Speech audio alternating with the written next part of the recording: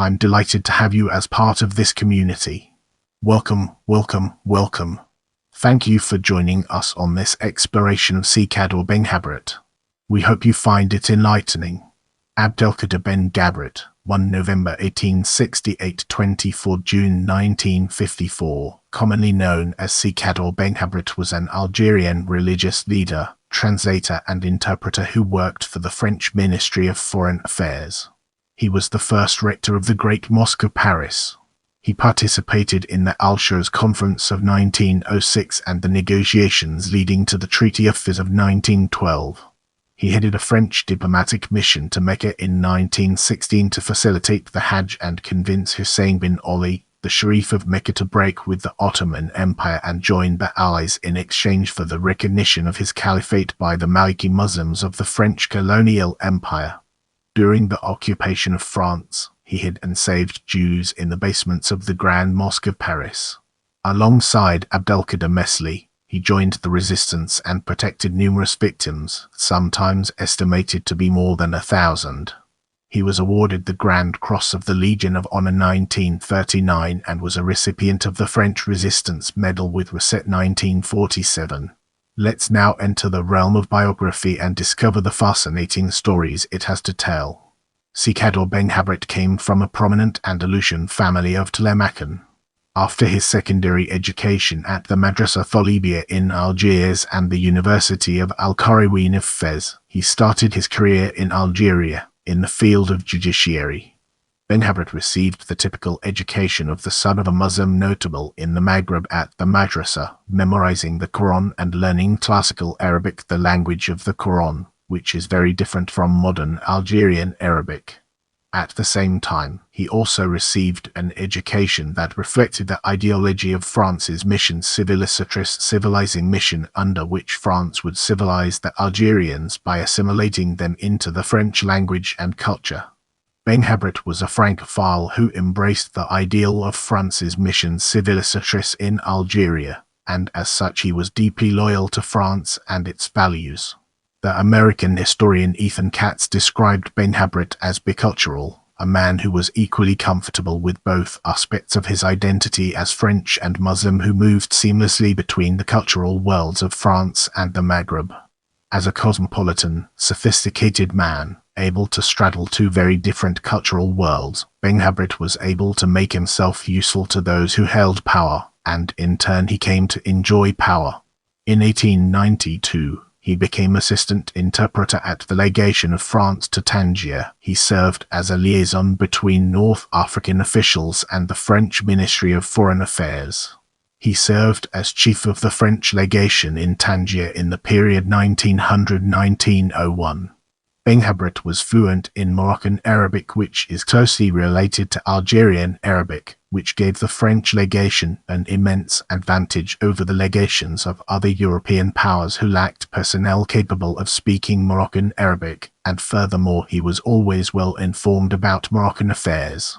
The French diplomat Charles de Bipoil, Comte de Saint-Aulay, rated Benghabrit as one of the ablest diplomats he had ever worked with.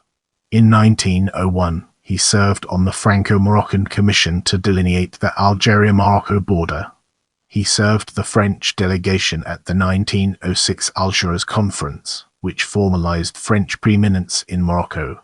In Morocco, Benghabrit held a position in the court of Sultan Abd al-Hafid as an unofficial French diplomat. As we venture forward, let's examine Treaty of Fes in detail and gain a deeper appreciation for its significance. In 1912, he interpreted the negotiations between Sultan Abd al-Hafid of Morocco and the French diplomat, which culminated in the signing of the Treaty of Fes, which established the French protectorate in Morocco. Resident General Hubert Lyautey then rewarded him with a position as head of protocol to the Sultan. Get ready for an exciting exploration as we unravel the mysteries of World War I. In November 1914, the Ottoman Empire entered the First World War on the side of Germany. The Ottoman Sultan Caliph Mehmed V, regarded as the spiritual leader of the entire Sunni Muslim world, issued a declaration of Jihad Holy War on 4 November 1914, urging all Muslims throughout the world to fight against Russia, Britain and France. France had millions of Muslims in its colonial empire, and there were serious worries in Paris about the loyalty of Muslims under French rule after the declaration of jihad. Benghabrit used all of his influence to argue that French Muslims should remain loyal to France, which endeared him to the French government. For the most part, French Muslims remained loyal to the Republic during World War I and disregarded the Ottoman declaration of jihad, which improved his standing in Paris. During the war, Benghabrit urged Muslim men to enlist in the French army and gave speeches before Muslim soldiers to tell them that they were fighting for the right side by fighting for France. In 1916, France sent him to Hajj as head of the French diplomatic mission to Mecca to facilitate the Hajj and ensure the well-being of his fellow citizens during their time in the holy places of Islam, and to convince Hussein bin Ali, the Sharif of Mecca, to break with the Ottoman Empire and join the Allies, assuring him of French support for a caliphate headed by himself. Hussein received him with honor and granted him the right to clean the floor of the Kaaba and sit next to him during the Friday prayer in Mecca. In 1917, Si Kaddour founded in the Mahkamah of Algiers civil court or Qadi, the Society of Habas and the Holy Places of Islam, in order to facilitate the pilgrimage to Mecca by Muslims from French North Africa. The society acquired 2 hotels in Medina and Mecca for use by pilgrims. Now, let's shift our attention to intelligence. Throughout his career, Benghabrit supplied France with valuable information about Muslim populations. The Quai d'Orsay's Africa Levant division described him as one of its most trusted Arab informants. In April 1920, he supplied the French Premier and Foreign Minister Alexandre Millerand with a 23-page report on Muslim attitudes in North Africa and the Levant toward France, arguing for more autonomy in French colonies and support for the Paris Muslim Institute as a vital source of intelligence. As we move forward, let's uncover the untold stories and fascinating intricacies of Grand Mosque of Paris. In 1920, the Society of Habas and Holy Places of Islam established the Algeciras Prefecture. It intended to apply for authorization to construct an institute and a mosque in Paris, to have a structure to symbolize the eternal friendship of France and Islam, and memorialize the sacrifice of the tens of thousands of Muslim soldiers who died fighting in support of France during World War I, including at the Battle of Verdun. The Great Mosque of Paris was built in the 5th arrondissement, completed in 1926. At the opening of the Great Mosque, Benghabrit in his speeches in both French and Arabic praised the eternal union of France and Islam.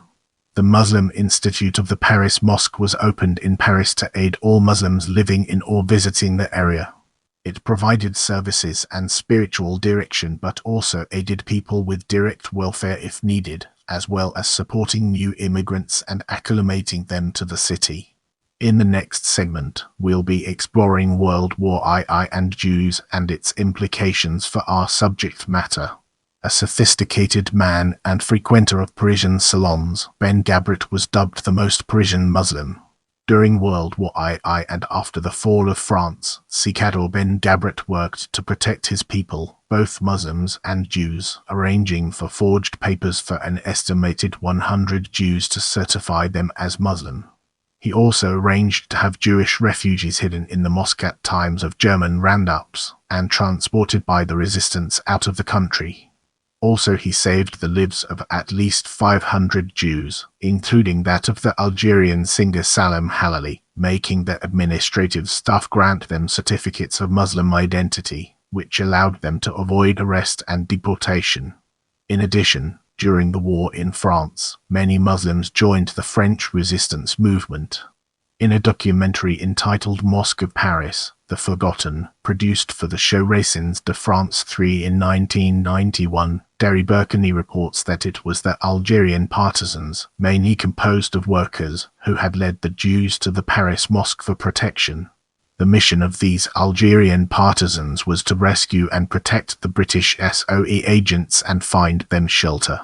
The partisans subsequently provided assistance to Jewish families, from the families they knew or at the request of friends, by accommodating them in the mosque, waiting for papers to be provided to get them to the Zone Libre or cross the Mediterranean to the Maghreb.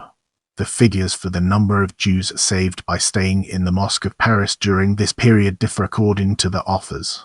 Annie Paul Duchansky, president of the Association des Tissus de Paix, states that according to Albert Arsoulin, as stated in the Burkini film, 1,600 people were saved. On the other hand, Helene Boyer, former head of religious affairs in the French Ministry of Interior, has stated that the number was closer to 500 people.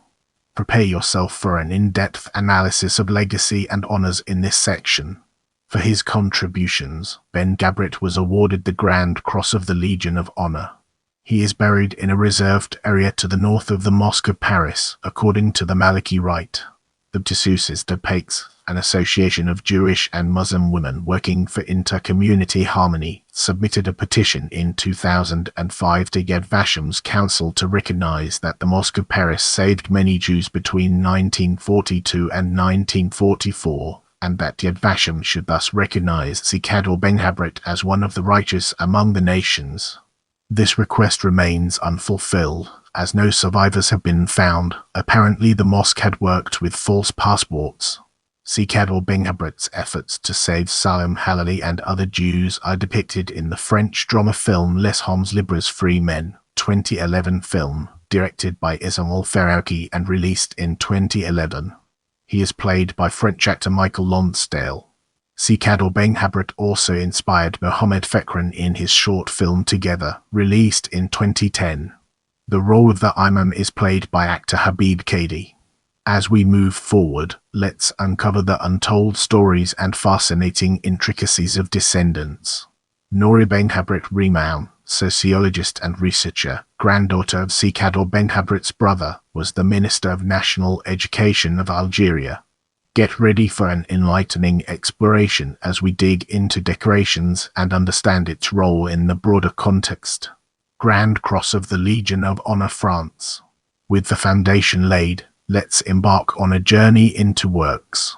La Fondation Liotti. Abu Nawas, Uzart de say Tired Zalfaya. Don't forget to hit that notification bell so you never miss an update from my channel.